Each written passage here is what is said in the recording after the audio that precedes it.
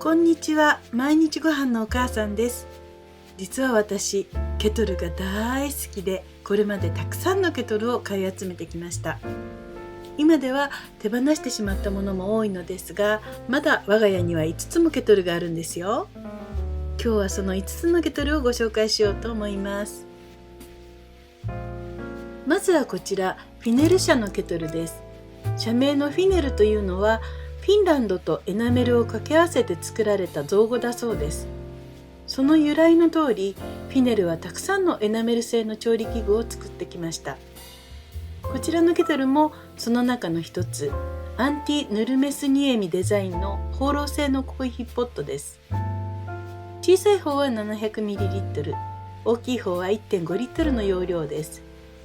北欧の雑貨が好きな方なら一度は目にしたことがあるのではないでしょうか。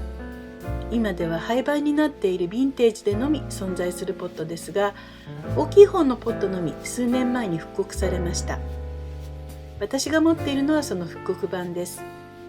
アンティークのものと復刻版の大きな違いは、内側の塗装が黒いというところです。もともとは白い放浪でしたので、大きな違いと言えます。それからもう一つ、もともとこのフィネルのポットはコーヒーを沸かすためのパーコレーターがついていたのですが、残念ながら復刻版ではパーコレーターは付属しませんでした。小さい方のポットは復刻されていません。また復刻された大きい方のポットも期間限定だったため、今では手に入れることがだんだんと難しくなってきています。幸いなことに私は気に入ったものが手に入ったのでラッキーだったと思います。このポットに限らず、放浪の製品というのは使用していると必ず縁が欠けてきたり、そこにスクラッチが出たりするのですが、私はキッチンの用品はたとえヴィンテージだったとしても道具として使いたい方なので、大事にしながらも使っていくつもりでいます。次にご紹介するのはオパのマリケトルとスウェーデンのヴィンテージケトルです。オパ社というのは1926年創業のフィンランドで最も長い歴史を持つステンレスメーカーです。このマリシリーズのケトルは40年以上デザインを変えずに愛されてきた名作です。今私の手元には本体が台形の 1.5 リットルサイズが残っていますが、同じデザインの2リットルサイズと本体が丸いタイプの 1.5 リットルサイズも持っていました。そちらは長女と次女が結婚するときに一緒にそれぞれと共に嫁いでいきました。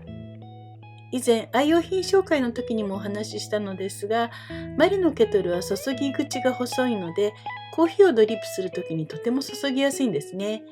普段使いのやかんとしてもコーヒードリッパーとしても両方として使えるのが便利です。そして何よりデザインが気に入っています。機能としても本体は18Hステンレスという高級ステンレスを使用しているため、耐食性、耐久性に優れています。そしてもちろん IH 対応となっていますよ。次はこちら、スウェーデン南部の町にあるビルスフルト社製のステンレスポットです。円錐形の本体に緩やかにカーブしたプラスチックハンドルがついたシンプルでモダンな北欧らしいデザインのポットです。こちらもマリケトルと同じく容量は 1.5 リットル、本体は 18H ステンレス製ということで、こちらも耐食性、耐久性に優れた製品となっています。1970年代に製造されていたヴィンテージケトルですが、とてもしっかりとしていて、我が家のキッチンでも現役で活躍してくれています。最後はこちら、日本の野田放浪のアムケトルです。本体は放浪でハンドルと蓋のつまみだけ樹脂でできています。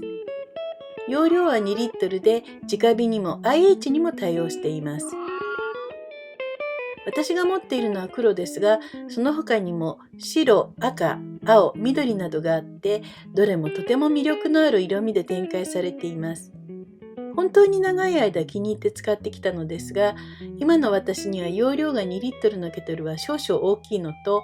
やはり10年近く使ってきて、多少劣化もあったことから現役を退いてもらいました。ですが、このデザインが本当に好きで気に入っているので、捨てる気にはなれなくて、今はその容量を生かして鉢植えの植物にお水をあげる時のじょうろとして働いてもらっています。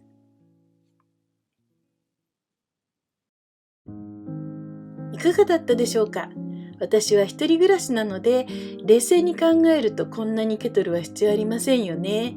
ところが、良いデザインのケトルを見ると心が騒いでしまう。これは私のちょっとした病かもしれません。実は今日ご紹介したケトルだけではなくて、もう一つ編集担当のところに里子に出しているフィンランドのハックマン社製のステンレスケトルもあります。どうかこれ以上ケトルが欲しくなりませんようにと祈りつつ、今日の動画を終わろうと思います。最後までご視聴ありがとうございました。また次回の動画でお会いしましょう。